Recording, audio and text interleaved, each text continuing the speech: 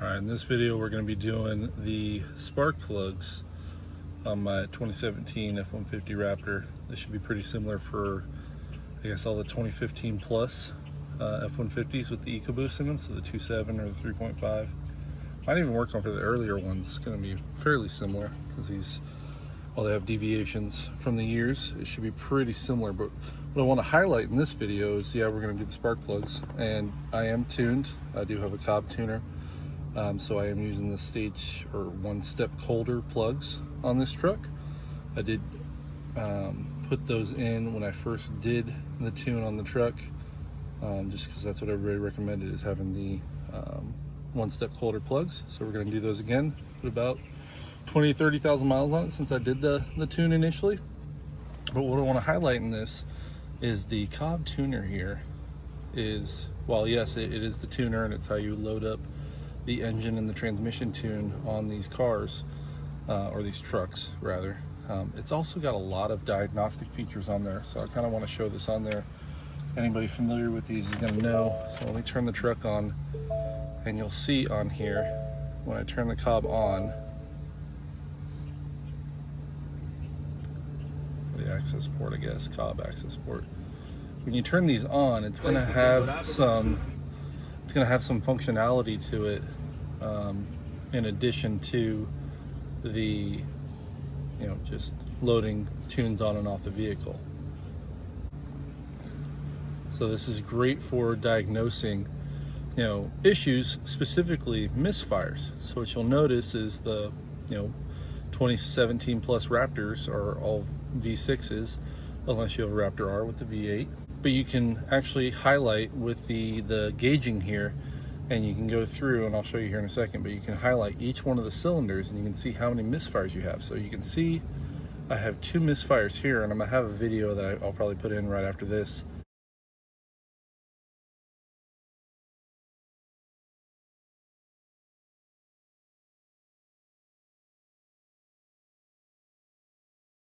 That shows you can monitor these live. And actually, I'll turn the truck on right now so you can kind of see that. Notice how the counters went from 1 of 1 to 0 of 1.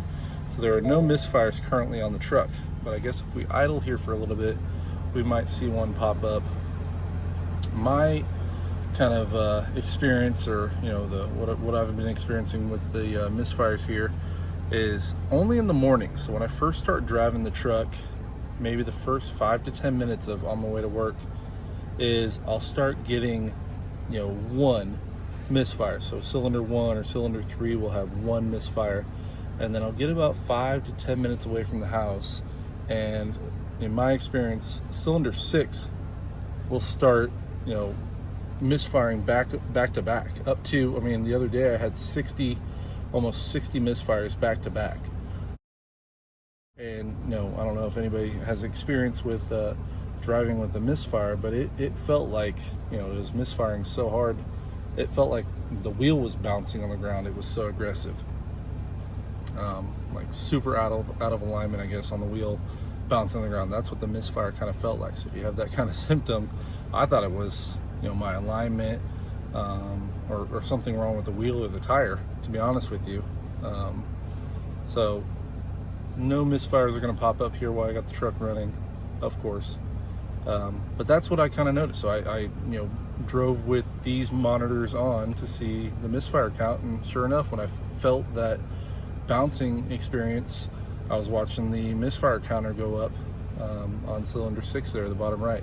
So you can, everybody familiar with these Cobb Accessport tuners, this will be, already known information, but you have gauges, and you kind of click through the different things.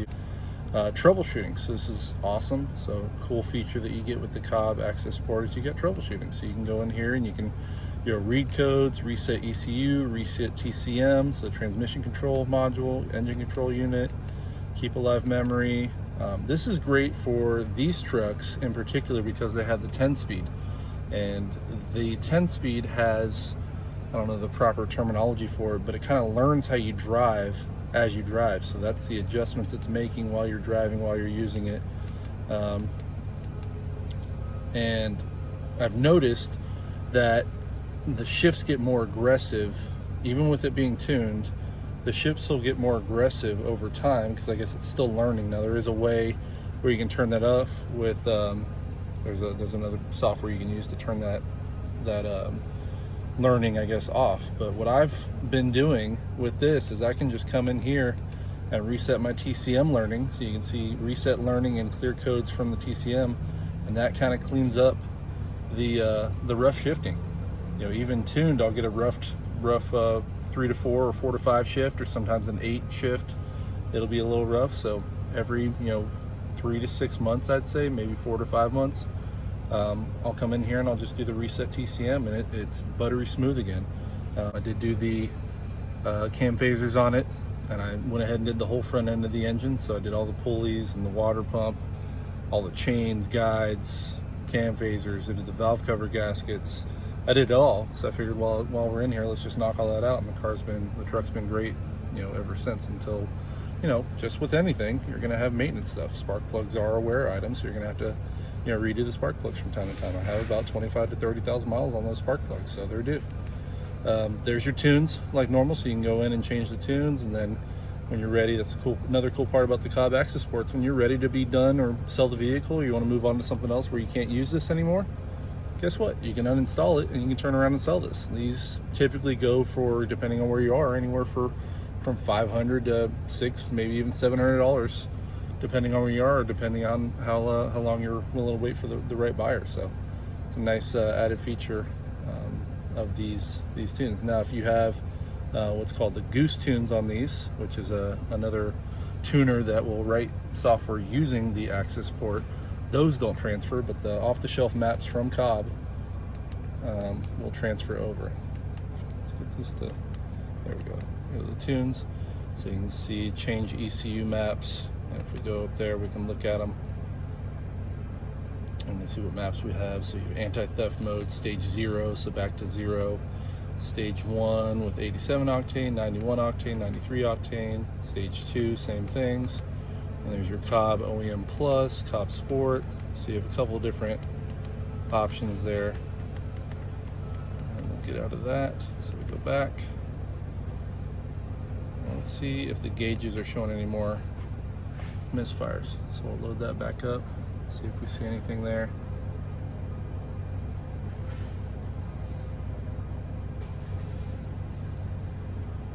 And no misfires. So we're still all zeros.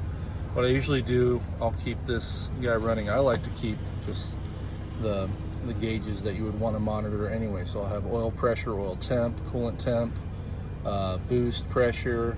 What else do I keep? Air fuel ratio on there. And there's one more I keep on there. Coolant, oil pressure, oil temp, boost, air fuel. I can't think of it right now, but I keep 6 gauges on there, the main stuff you want to monitor on any engine, and then obviously the boost on a forced inducted engine. So, all right, so let's knock out the spark plugs. Really easy job. All right, so like I said, all you need is to get this cover off the engine. There's my catch can.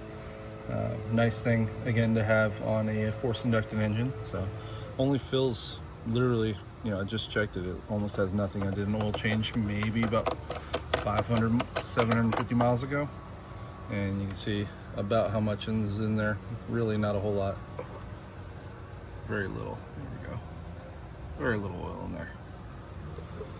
So I'll change that out, and that way, that's what would be going through your intercooler on these engines. So going into your intercooler and back into your intake. For emissions reason, they rebreathe that in instead of it going either to the exhaust, or I don't know what they did back in the day. I think they just had it just vent off to the atmosphere, which is not very environmentally friendly. This is not, there we go. Get this guy back on there. That's not what this video is about, not about the catch can. Nice thing to have though. So we'll take these 2 bolts off here. So you got 2 10s. I think I said 8s earlier. These are 2 10s. Get 2 nuts.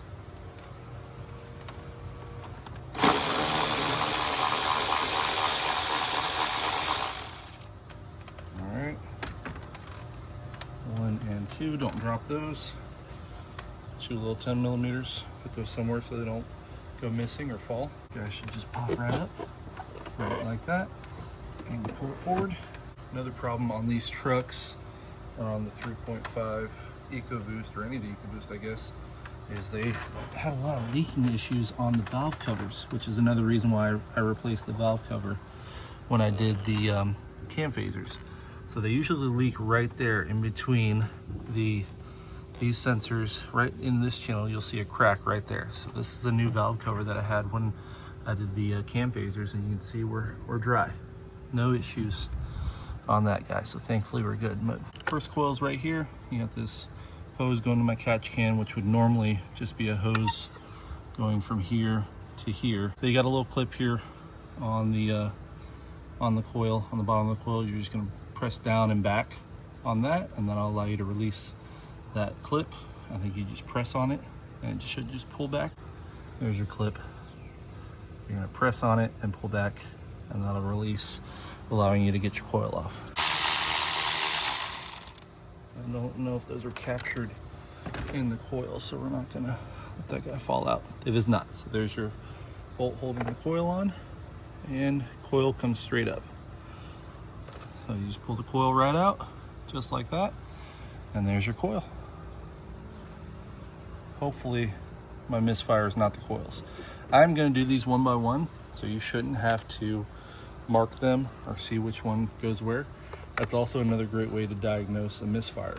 Is if you think it's your coil, you can move this coil around to different cylinders, and that'll help you diagnose. So if the misfire follows the coil, then obviously the coil is the problem.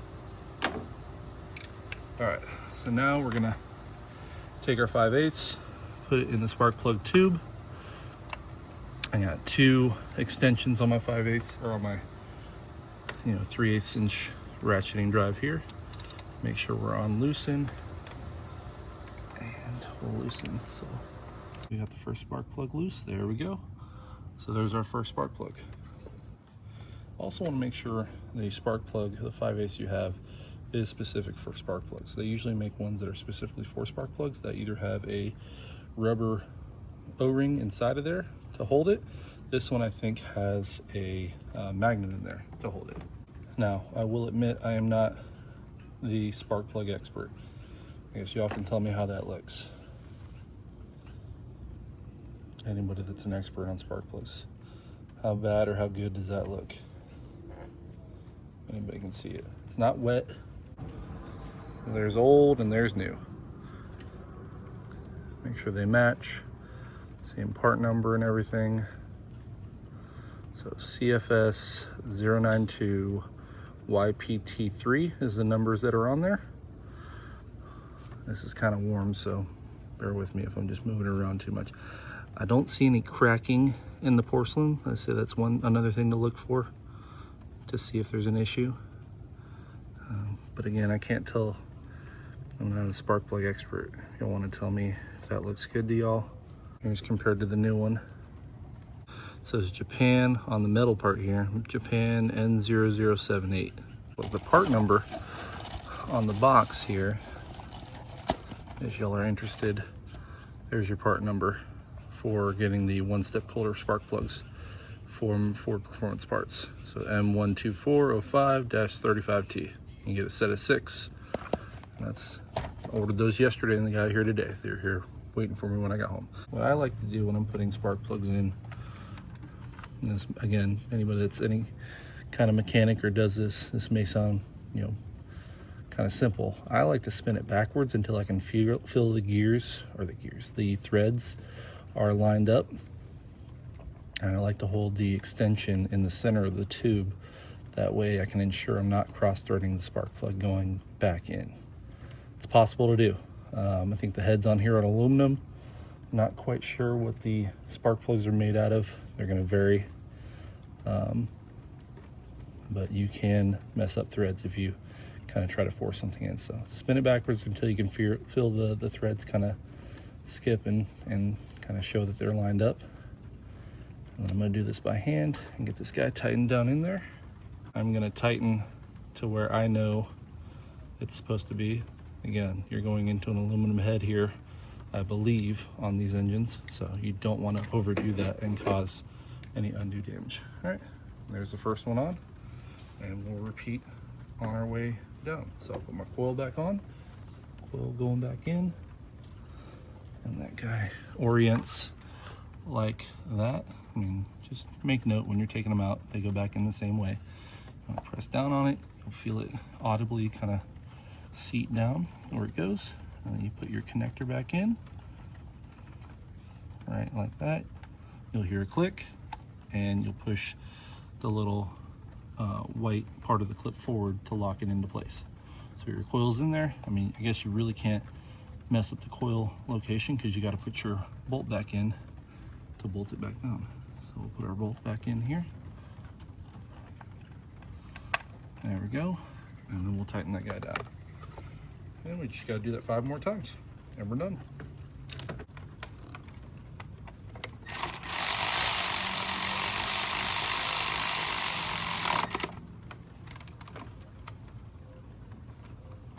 I like to do it by hand at the end there. Notice I didn't go full. I was doing it very lightly because I want to make sure that little parts like that, it's going into a plastic valve cover. I don't know if it has a metal cert in there, but even if it does, you don't want to go too aggressive. You're not bolting a head down to an engine. You're just bolting a coil pack in place. So we'll loosen by hand. That guy's loose. Got coil pack number 2 out. So bolt to cover it. This one looks like it might be a little easier. We push our little white clip back. As I say that, white clip back. And then you pinch and pull it off. So there's that connector off, and our coil comes straight up.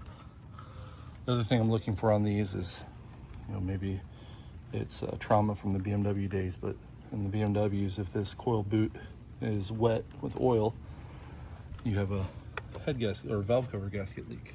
Thankfully, I don't think that's as common of an issue on these. Engines in the tube, right there, right like that. Onto the spark plug. And we can loosen by hand.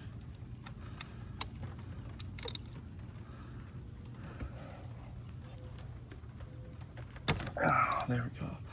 That one was a little tighter than I am used to.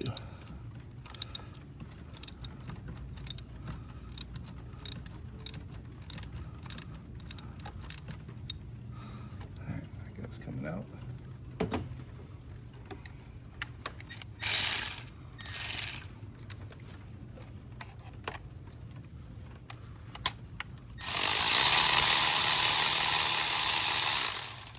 You can pretty much feel once it's all the way out. Kind of snake it on up. There's number 2. That does not look great. There's a lot of junk on that. Any of you EcoBoost guys or anybody that works on these or the Fords, let me know if that's normal. Got a little junk, a good amount of junk down in the spark plug tube. So again, it's not wet. We'll see how far I make it, if the rain kind of stays soft like this or if it's gonna get worse. We'll see. So again, I'm put it in there, twisting it backwards until I feel the threads kind of skip over, right like that. You just feel a little bit of a skip over, staying there at the start, and then I'll start twisting the correct way to tighten. It's tightening, and get it to right about where I know it needs to be, right about there. Look up these torque specs if you're concerned about making sure you get that right.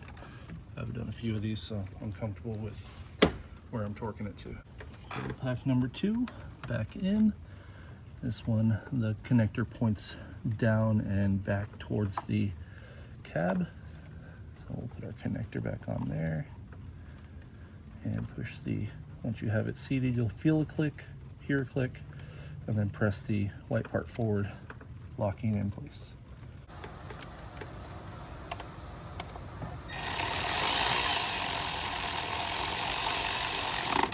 See, I'm going light with that, and then I'll turn it by hand to where I feel comfortable that it's seated. All right, one more in the back here, and this one's tucked a little back. You're gonna have the top of the firewall here in the way, so you just gotta figure out the best way for you to get to it back here. Let's see if I can do it like this. Come on, loosen.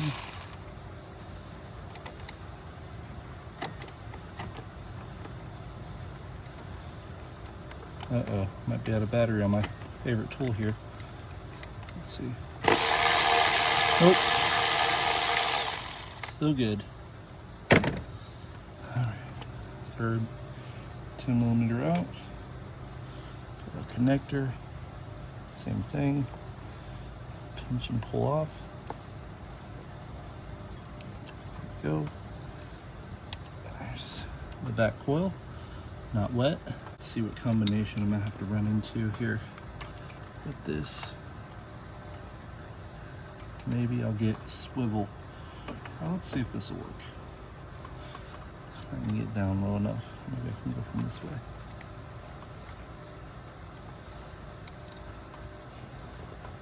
Yeah, that one wasn't tight enough for it was going to be an issue.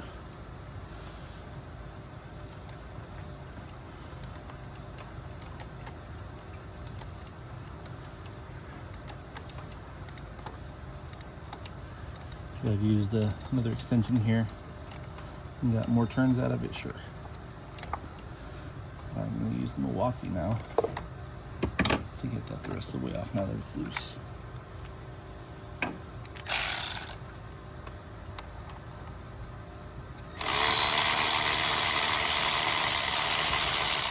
There we go. That's topped up. Pull our back spark plug out. That one's not as dirty as the front two for some reason. There's the third one. Y'all tell me how that looks.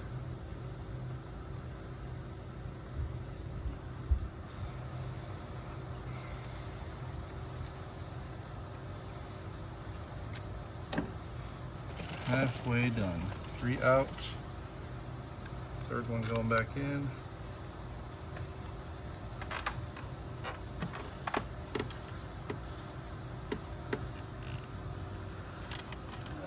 Alright, same thing we're going to do here. Twist it backwards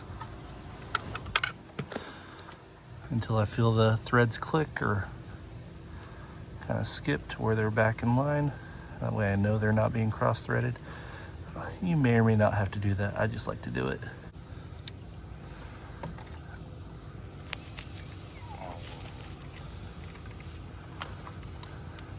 Make sure you're back on tighten. And again, your well-calibrated hand, tighten that guy down. All right, that's one side done. All right, so we're halfway done. Oh, you should probably put your 10mm bolt back in on this side. And your foil, duh. Foil back in. Only go one way. Actually, this one, the electrical connector points straight down, so straight to the passenger side. So we'll do it. Click number 1, and then push your white connector back in. That ties in. Loosens, tighten.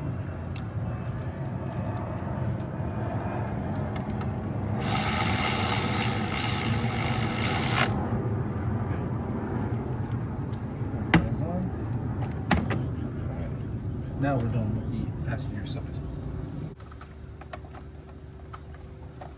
There we go.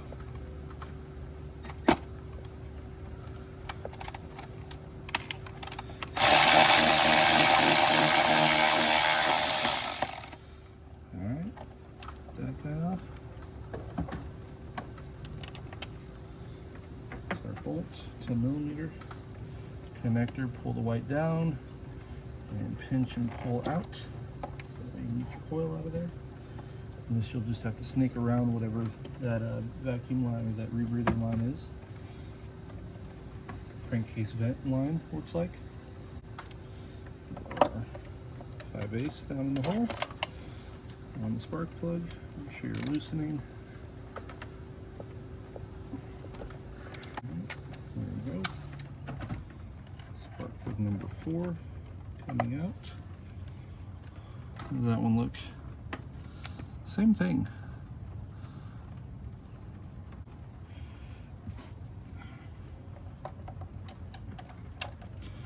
I've heard two schools of thought where you put grease on these when you put them in. Sometimes I do it, sometimes I don't. I don't think I did it on the last one, so I'm not going to do it here. Feel those threads. I want them to go in reverse and then start going forward from there.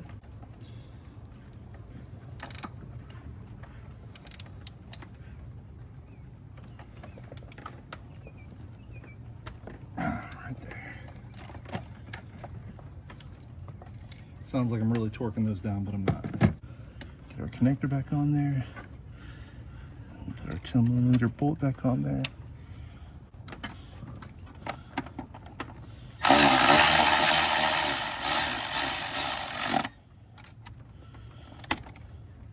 There you go. That feels fragile, so I really don't want to torque that down too much, which I'm not. Alright, next one. Got this nice hose in the way. Thank you, Ford. Alright. Give me it. Oh, please don't do that. The bolt started coming up with the socket. I don't want to lose it. Don't lose your bolt. Alright, take this connector off. White part down, pinch and pull. Alright, coil. You're going to have to twist it to get it out of there. Boot dry, no issues. There we go. Just got to sneak it past that a little bit. I don't know if I'll be able to use the Milwaukee here. I don't think I have enough room. Let's see. Let's get this guy loose first and then we'll figure that out. There we go. Loose. Actually, what I'm going to do is I'll put it on there, but I'll take one of those extensions off and we'll go down this way.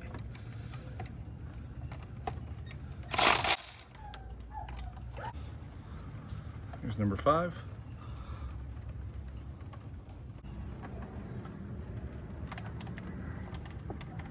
It's supposed to help your fuel economy too, I believe. I mean, this is an EcoBoost.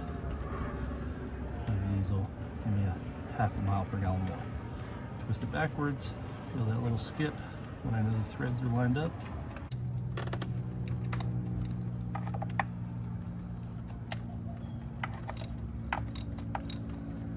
Like that. Just make sure it's tight. There we go. Alright, one left to go. Coil back on there.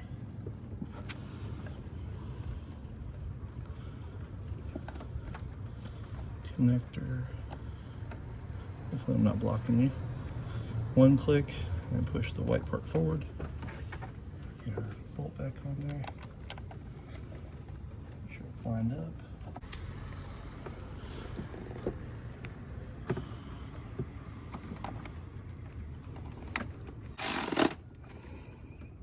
There we go. And one more in the back here. Let's see how I'm gonna get to this. Feed it down this way. It's easier to get to than the one on the back on the passenger side. 10mm out, pull the white clip back, pinch and pull, straight up, not dirty.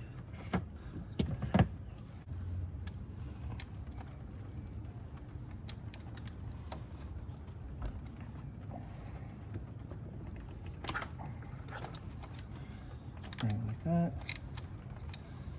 And put Milwaukee on there now.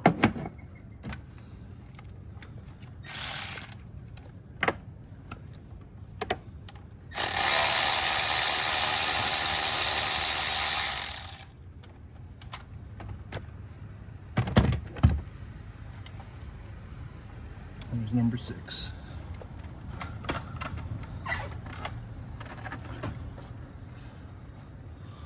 number 6 out. And dirty, but looks okay. Doesn't look abnormal for 30,000 miles. I'm no spark plug expert, so don't take that as gospel, but just my experience in the few sets of spark plugs I've changed. Those don't look terrible. Except for they're dirty. When I say terrible, I mean they don't look like they're broken or cracked, or the metals or the electrode is worn away. Twist backwards, hear a small click to know the threads are in place.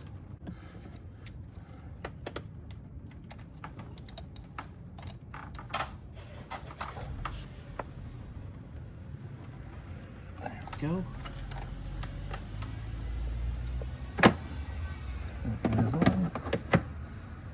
Put our coil back on.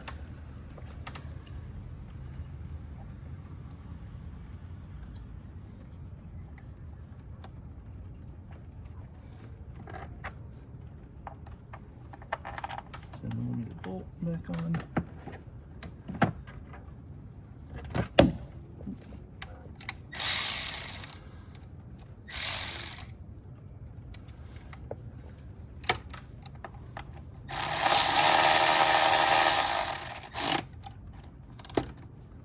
Even when I do have the thing pulled all the way down, I let off at the end, that way it's not over torquing that little bolt on there.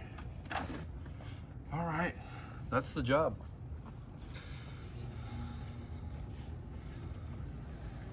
Let's put our engine cover back on. Don't leave all your tools here. So make sure you clean all that up.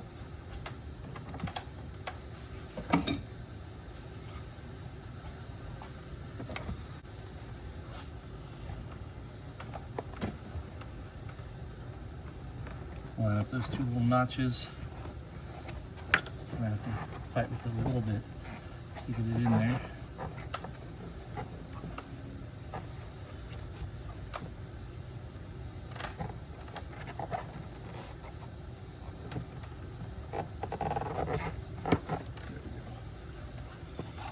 They line up. You get your oil filler cap, and you should see the two studs come up through the holes right here. That's where your nuts go. On there by hand. 1, 2.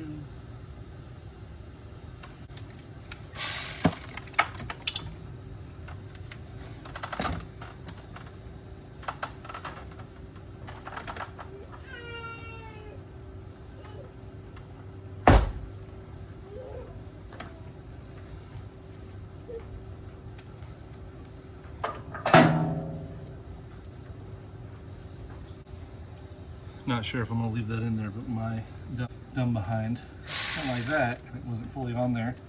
And of course, the socket and extension fell down. Thankfully, this is a small engine and a big old truck, so I was able to fish it out. But that would be a problem on most other cars.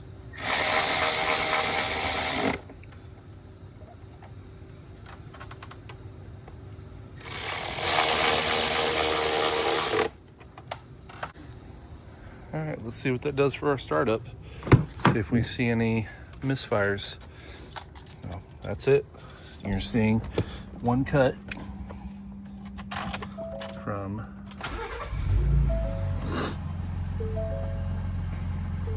turn the access port on.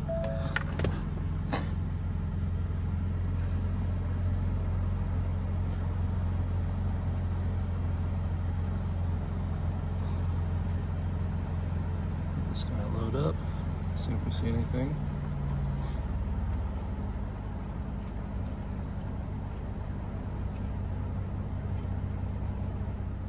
No misfires.